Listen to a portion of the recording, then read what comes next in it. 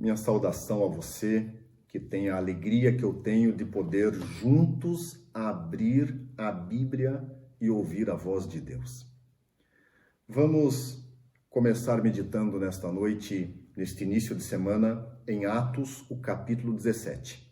Tome a sua Bíblia e acompanhe a leitura comigo após a oração. Grandioso Deus, aqui estamos nós, em nossas casas, mas com a Bíblia aberta e unidos pela mesma fé, pela mesma esperança, pela mesma certeza, unidos pelo poder do Espírito Santo, crendo no Senhor e em teu plano de salvação para cada um de nós. Por favor, esteja ao lado de cada um, onde quer que estejamos, e dá-nos, ó Deus, aquilo de que necessitamos para sermos melhores filhos do Senhor. Em nome de Jesus. Amém. Atos, o capítulo 17, versos 30 e 31. Ora, não levou Deus em conta os tempos da ignorância. Agora, porém, notifica a todos os homens em todos os lugares que se arrependam, porquanto Deus estabeleceu um dia em que há de julgar o mundo com justiça, através de um varão que destinou e acreditou diante de todos, ressuscitando-o dentre os mortos. Meu irmão, você já participou ou ao menos assistiu um julgamento em um tribunal? Não? E você já participou de uma discussão, uma boa discussão de temas inteligentes com pessoas cultas em praça pública? Estranho, não? Também não participou? Pois bem, os gregos gostavam das discussões filosóficas públicas. Eles estavam abertos a aprenderem novas filosofias, novos conhecimentos, queriam aprender mais. E isto facilitou a pregação do apóstolo Paulo, mostrando-lhes o Evangelho, um novo ensinamento, um novo conhecimento através da verdade de Cristo Jesus. E ali estava Paulo, no Areópago, o conselho da cidade de Atenas. Ali estavam também os epicureus e os estoicos. O verso 18, em Atos 17, fala deles. Os epicureus, eles tinham como sua filosofia que a felicidade consiste em o máximo de prazer e o mínimo de sofrimento e de dor. Os estoicos, por sua vez, em sua filosofia, criam que tudo, que todos são governados por uma razão universal, que os processos naturais regidos pelas leis da natureza levam o homem a viver e, portanto, o homem deve aceitar seu destino. Enquanto os estoicos eram insensíveis, os epicureus eram materialistas. E o apóstolo Paulo, ao dar-lhes a mensagem de Cristo, se consolava com a ideia de que a ignorância do mundo pagão diminuía a sua culpa e castigo deste mundo. Em sua misericórdia, Deus perdoaria aos homens mediante o sacrifício de Cristo Jesus. Mas o perdão só seria alcançado pelos homens se os homens se arrependessem.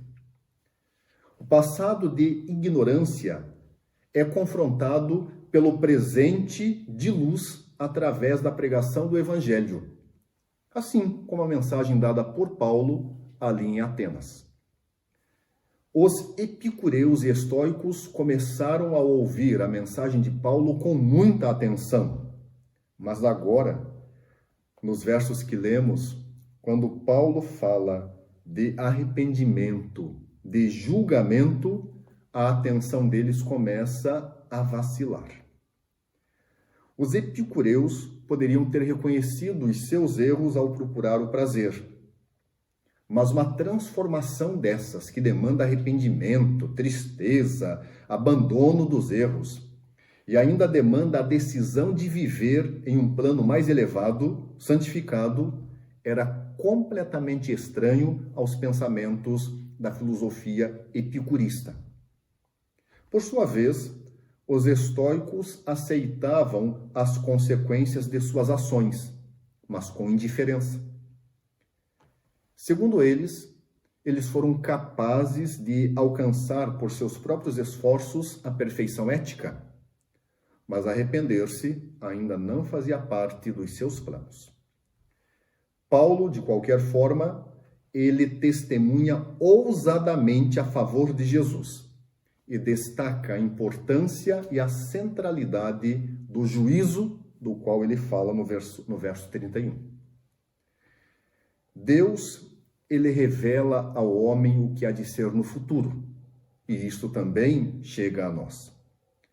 O tema do juízo vindouro é parte integral dos escritos paulinos e de toda a Bíblia. Deus tem provido as bases para a confiança do homem. Mas a humanidade não aceita bem a ideia de um julgamento. Nós mesmos não gostamos de enfrentar a perspectiva de nos apresentarmos ante o tribunal divino. E os gregos não eram exceção. Também não tinham essa alegria toda em se apresentar diante de um tribunal. E a partir da mensagem de Paulo, falando do arrependimento e do juízo, do julgamento, epicureus e estoicos se opõem fortemente à pregação do apóstolo. Bem, Apocalipse, o capítulo 14, nos traz uma certeza. Apocalipse, o capítulo 14, versos 6 e 7.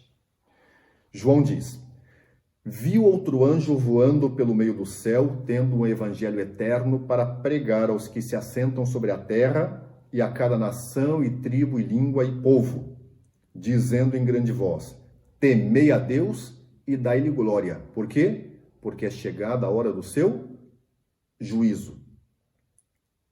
E adorai aquele que fez o céu e a terra e o mar e as fontes das águas.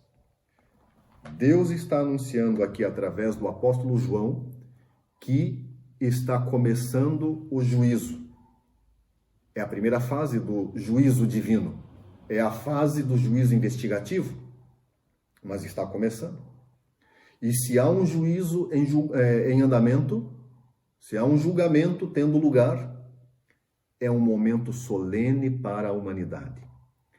Devemos encarar com solenidade este tempo, porque o juízo está em andamento. E todos teremos de comparecer diante deste juízo. Quer ver? 2 Coríntios, o capítulo 5. 2 Coríntios, o capítulo 5, verso 10.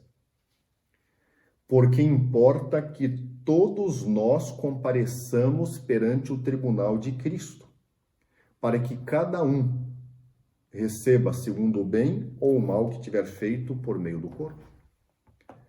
Irmãos, se o juízo está em andamento e todos temos de comparecer diante dele, o momento em que nós vivemos é um momento solene em que nós devemos olhar para dentro de nós, mas também olhar para a Bíblia e ver se nosso viver, se nosso estilo de vida está em conformidade com a palavra do Senhor, a fim de recebermos a recompensa.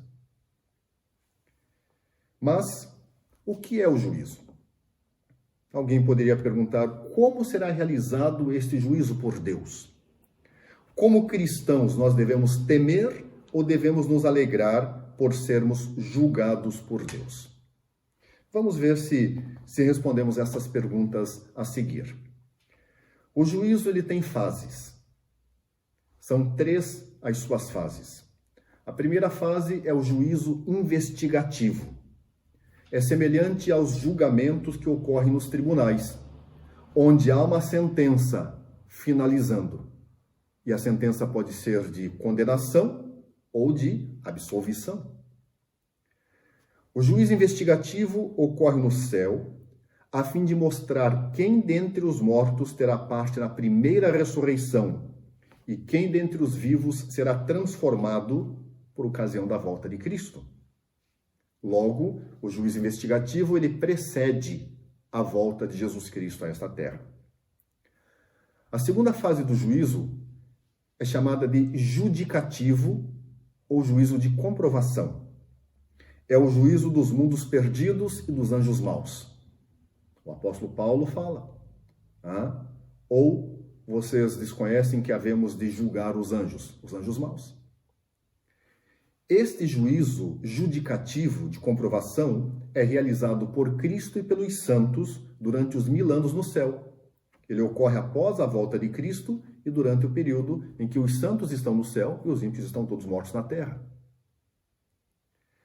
E por fim, é a terceira fase, o juízo executivo ou retribuidor. É o juízo onde os ímpios, os maus, enfrentarão sua sentença pelos seus pecados, pelos seus crimes. Eles foram considerados culpados ao ser investigados os seus nomes na primeira fase, e agora, por serem culpados, serão exterminados, serão mortos, naquilo que a Bíblia chama, em Isaías 28, verso 21, de um ato estranho de Deus, um ato inaudito de Deus. E esta fase do juízo ocorre após os casos terem sido examinados também pelos santos e por Cristo durante os 1000 anos. Então, é após os 1000 anos. Primeira fase, juízo investigativo, depois judicativo ou de comprovação, e então executivo ou retribuidor. Existe um texto que amplia um pouco mais o assunto do juízo, em Daniel, capítulo 7. Daniel, o capítulo 7, versos 9 e 10. Continuei olhando até que foram postos uns tronos, e o ancião de dias se assentou. Sua veste era branca como a neve, os cabelos da cabeça como a pura lã. O seu trono eram chamas de fogo, e as suas rodas um fogo ardente. Um rio de fogo manava e saía de diante dele. Milhares de milhares o serviam, e milhões estavam diante dele. Assentou-se o tribunal, e abriram-se os livros, diz o profeta Daniel. Aqui, irmãos, no verso 9, fala do ancião de dias. Está se referindo ao Pai, Deus. O tribunal celestial, ele é presidido pelo próprio Deus, altíssimo e soberano. E aí a Bíblia fala de milhares de milhares, no mesmo verso 10, e milhões de milhões. Aí há uma referência aos anjos como testemunhas neste tribunal.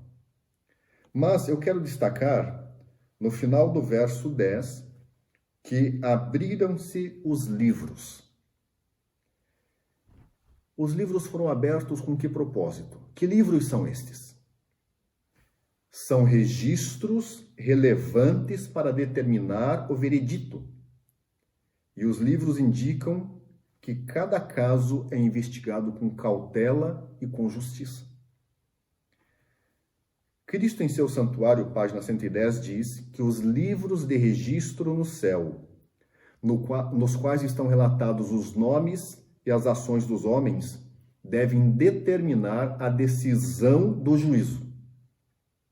Bom, então, estes livros têm registros da vida, das ações dos seres humanos, da tua vida, das minhas ações. Que livros são estes?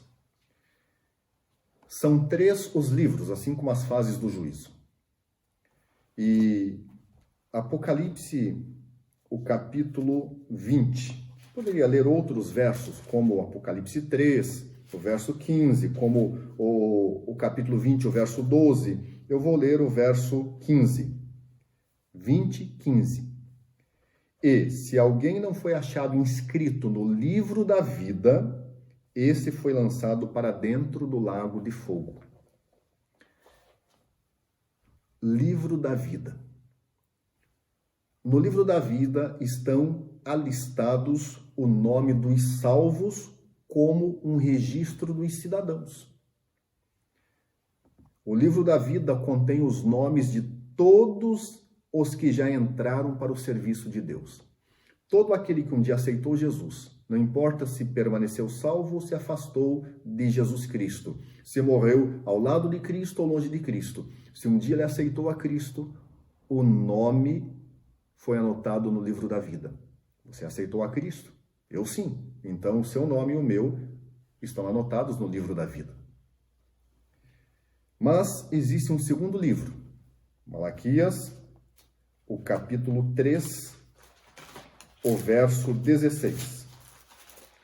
Malaquias, o capítulo 3, o verso 16. Diz assim: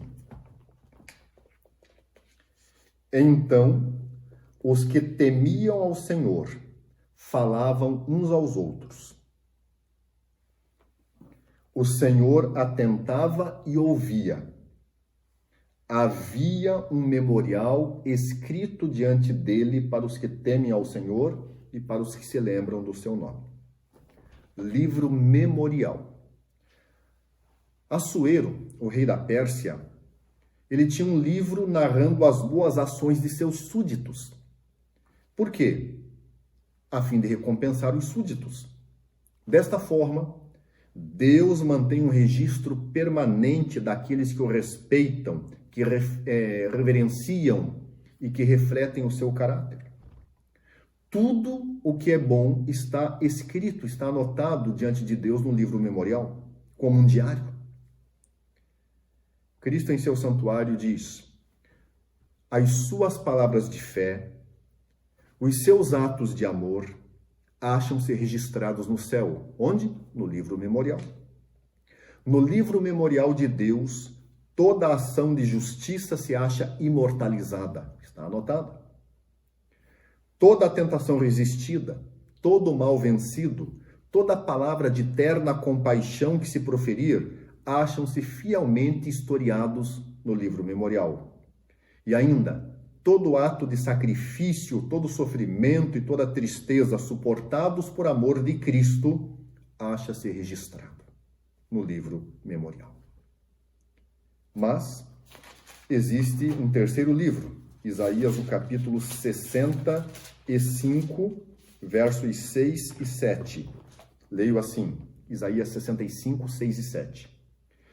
Eis que está escrito diante de mim, diz o Senhor, e não me calarei, mas eu pagarei, vingar-me-ei totalmente. Sim, mas o que está escrito diante do Senhor? Verso 7. As vossas iniquidades, e juntamente as iniquidades de vossos pais, os quais queimaram incenso nos montes e me afrontaram nos outeiros, pelo que eu vos medirei totalmente a paga devida às suas obras antigas. Irmãos, este é o livro dos pecados, o livro da morte. É-nos dito que há também um relatório dos pecados dos homens, assim como a Bíblia está dizendo, Cristo em seu santuário, escrito por Ellen White, também está dizendo. O livro da vida está o nome de todos aqueles que aceitaram a Cristo Jesus. O livro memorial, tudo o que de bom é feito, está ali anotado. E então o livro da morte, ou o livro dos pecados, estão anotados os pecados dos homens. A Bíblia diz em Daniel que o julgamento foi aberto, assentou-se o tribunal e os livros foram abertos para o início deste julgamento. Temos aqui os elementos todos para o julgamento. Os autos do processo são os livros da vida, memorial e dos pecados. O juiz Deus. O advogado, Jesus Cristo. As testemunhas são os anjos. O acusador, de acordo com Apocalipse 12, verso 10, a última parte, é Satanás. E temos também a base para o julgamento. Qual é a base para o julgamento? Tiago, capítulo 2. Vamos achar esse texto. Tiago, o capítulo 2, versos 12 e 13. Falai de tal maneira e de tal maneira procedei, vivei, como aqueles que hão de ser julgados pela lei da liberdade, porque o juízo é sem misericórdia para com aquele que não usou de misericórdia. A misericórdia triunfa sobre o juízo. Então, a lei é a base do juízo. Lei e obediência, irmãos, estão intimamente ligados. A resposta de fé na salvação por meio de Cristo conduz os fiéis à grata obediência à vontade amorosa de Deus, conforme revelada em sua lei. A rejeição a Jesus ou a rejeição à vontade de Jesus Cristo determina o destino da pessoa no juízo.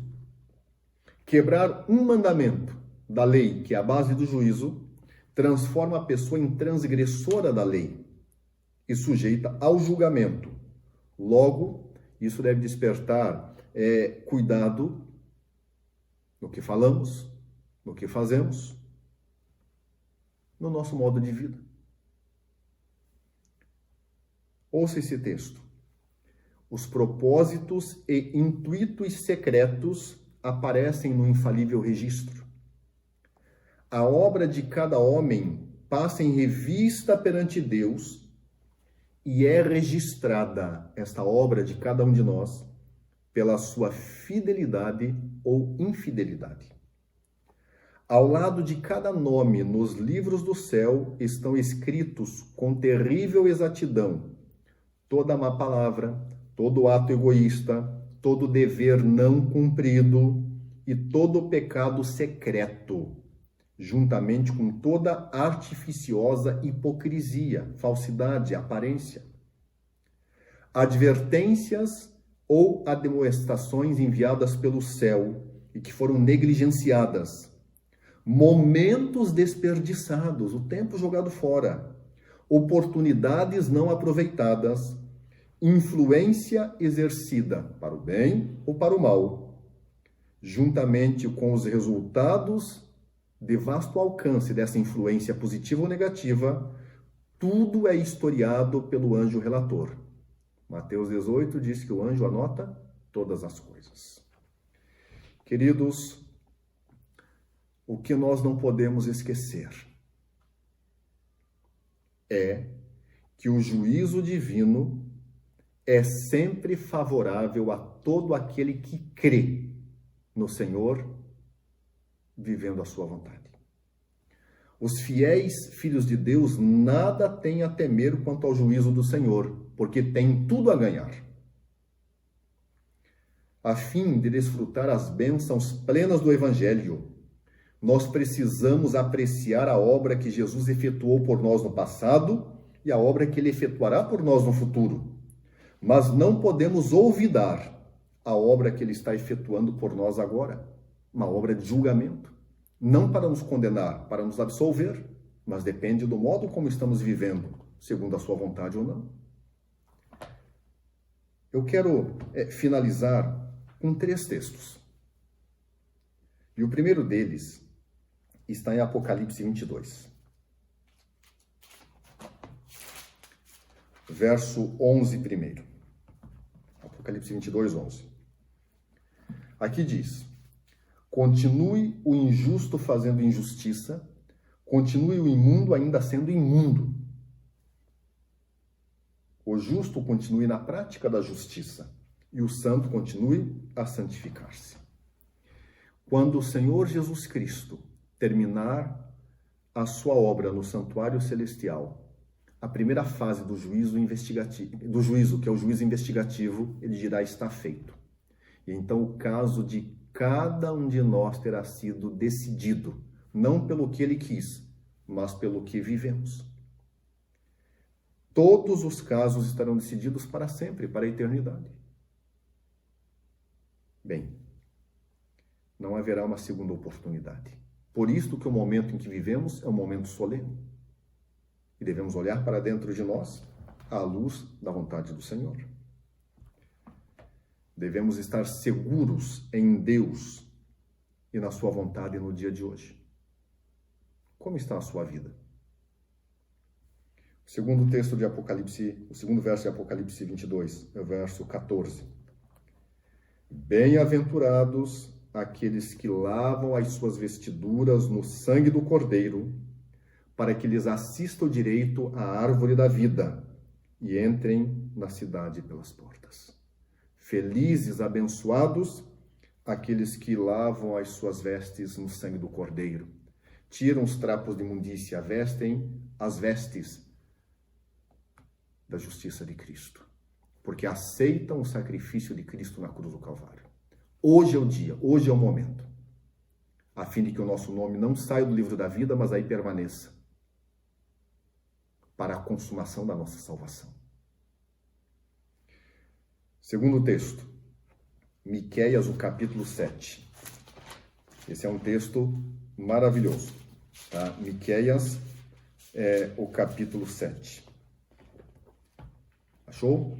Versos 18 e 19. Acompanha comigo. Miqueias 7, 18 e 19.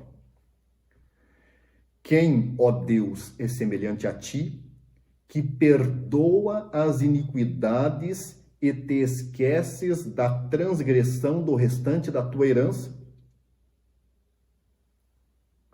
O Senhor não retém a sua ira para sempre, porque ele tem prazer na misericórdia. O Senhor não retém a sua ira para sempre, porque tem prazer na misericórdia.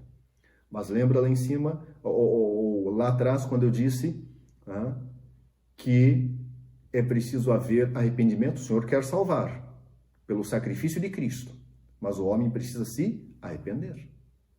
O Senhor não retém a sua ira para sempre, mas tem prazer na misericórdia. Verso 19.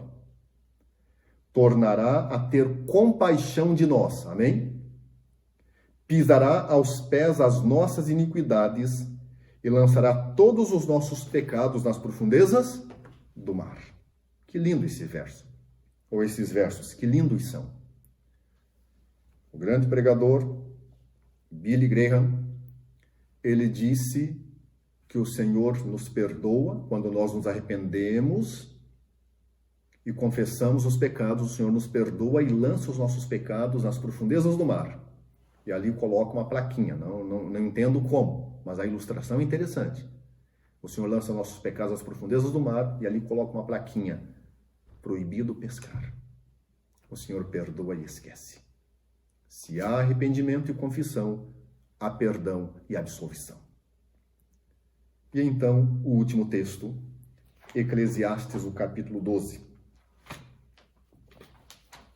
Eclesiastes, o capítulo 12, versos 13 e 14, diz assim: de tudo o que se tem ouvido, o resumo é: teme a Deus e guarda os seus mandamentos, porque isto é o dever de todo homem.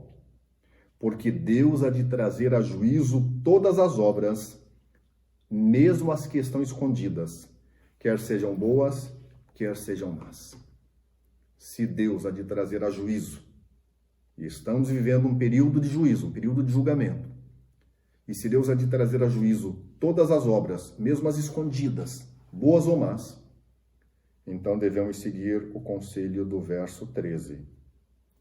O resumo é: teme a Deus e guarda os seus mandamentos, porque este é o dever de todo homem. Meus queridos, pensem nisto e tomem a sua decisão. Que o Senhor o abençoe. Em nome de Cristo Jesus. Amém. Senhor Deus, aqui estamos nós, clamando ao Senhor pelo perdão de nossos pecados. É verdade, ó Deus, que precisamos ter nosso momento individual a sós contigo. E o faremos. Mas mesmo aqui, queremos clamar: tem misericórdia e perdoa os nossos pecados. Ajuda-nos, ó Deus, a lembrarmos-nos de todos os pecados cometidos para os quais ainda não nos arrependemos e não confessamos. Desperta em nós esta lembrança para que nós possamos, contritos, arrependidos, nos prostrarmos diante de Ti. E então, entristecidos e chorosos, colocar sobre o Teu altar tudo aquilo que nos afasta de Ti para ser queimado, para ser acabado pelo sangue poderoso de Cristo Jesus. E então, ó Deus, limpa-nos e veste-nos com as vestes da justiça de Cristo. Porque nós queremos, pela Tua graça, pelo nosso arrependimento e confissão, sermos perdoados, absolvidos, justificados, em nome de Cristo Jesus. Amém, Senhor.